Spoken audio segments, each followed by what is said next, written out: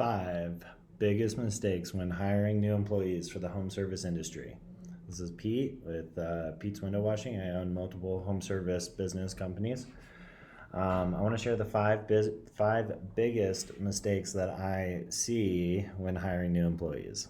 Okay, a couple of these might surprise you. And stick around to the end. I do have 2 bonus points here at the end. Okay, so number 1, hiring your friends. Okay, this is the number 1 biggest mistake I see. So people hiring people that they like can actually end up being quite a bit of problems. For instance, so you hire maybe a friend, a family member. The thing is when you hire those type of people, you kind of have you like them, right? So you have a tendency to want to overlook their red flags. So a lot of people, when they start their company, when they try to hire people, they recruit their family, they recruit their friends, and that's okay. But you just got to be aware of, if you like somebody, lots of times you overlook their red flags. So that's number 1, is hiring friends and family that you like, or people that you like, so you ignore the red flags. Okay, so number 2 is hiring people that don't fit the physical description. Okay, so this is specifically, like, say you have a role and it's like maybe a technician and they have to be driving a truck to and from jobs, and they apply and they're great and all this stuff, but they don't have a driver's license. Okay, so that's a physical description. It's just not going to work out. Another thing I can think of is I hired this girl who wanted to be a window cleaning tech. She honestly had the best attitude, but I think she was like 4'11" and she weighed like 80 pounds.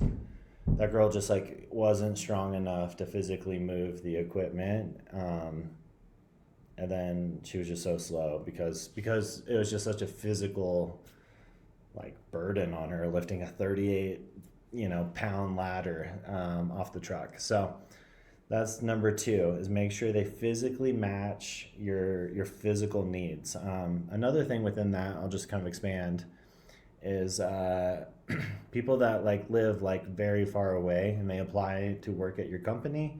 I have a rule. I don't like to hire anybody that's more than 45-minute drive away.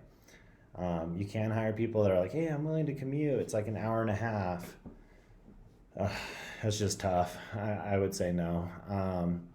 Yeah, so that falls into that physical category. So that's number 2. Don't hire people that don't physically fit the role. Okay, let me check my notes. Okay, so number 3, red flag or mistakes in hiring is going to be, so this is something you can kind of screen for.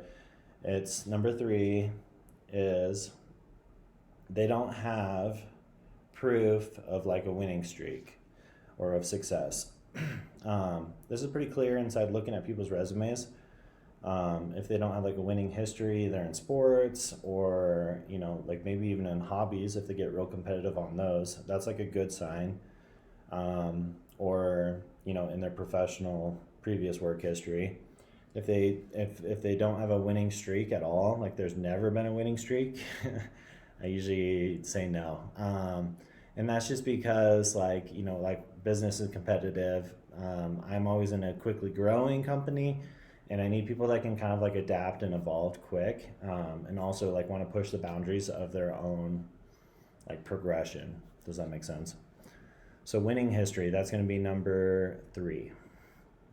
Okay, number 4, and this is one of the most important ones, is actually teamwork. Okay, so I don't want someone to come in thinks that they're a winner, but they have a lot of ego and they don't know how to work well with others.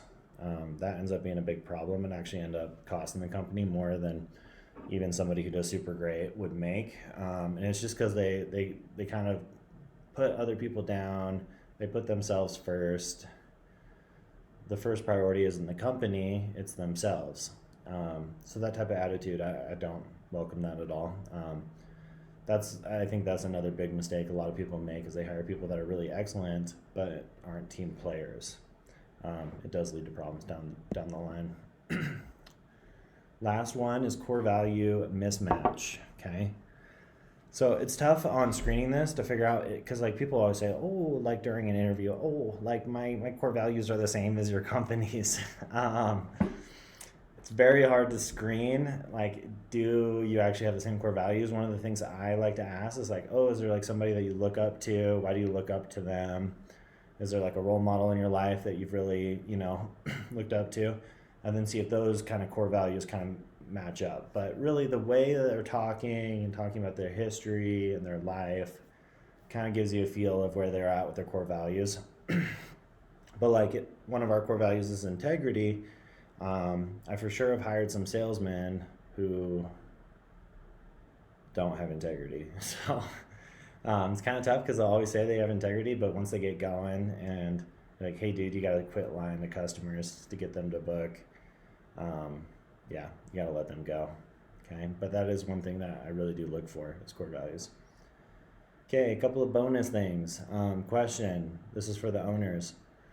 How do you know when you should be hiring? Okay, so a couple of things is make sure if you're going to be hiring, make sure that first you can afford it. Okay. 2, that you have a role description prepared.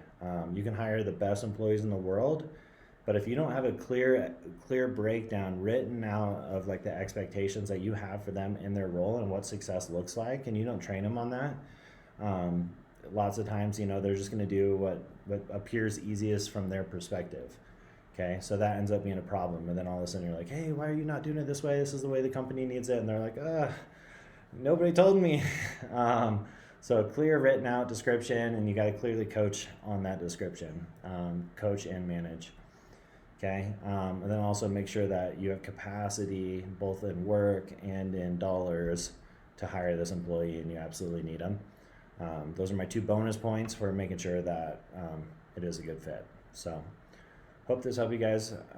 Wish you the best in this hiring process. Thanks for listening.